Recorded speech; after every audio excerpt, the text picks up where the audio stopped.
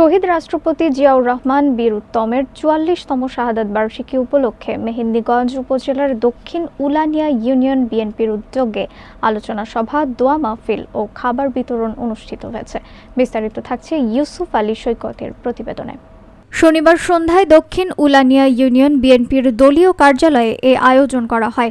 সভায় সভাপতিত্ব করেন ইউনিয়ন বিএনপির সাধারণ সম্পাদক আব্দুল হালিম চৌধুরী মিল্টন।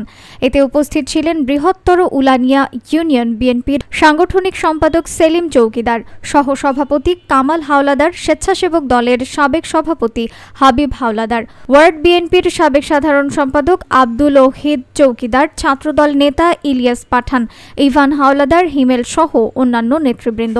আলোচনা সভায় বক্তারা বলেন, শহীদ জিয়াউর রহমান কেবল একজন রাষ্ট্রনায়কই ছিলেন না, তিনি ছিলেন জাতির দুঃসময়ের দূরদর্শী পথপ্রদর্শক। তার নেতৃত্বে দেশ পেয়েছিল রাজনৈতিক স্থিতিশীলতা ও অর্থনৈতিক দিক নির্দেশনা।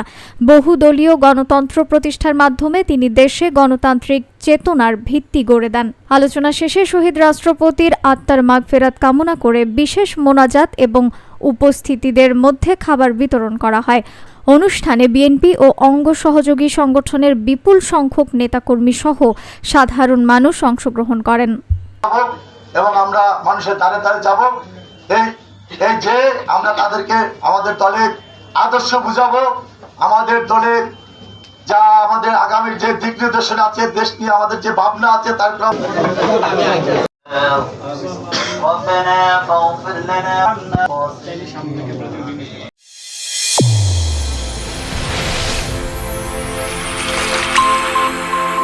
চ্যানেল A1 হৃদয়ের স্পন্দন।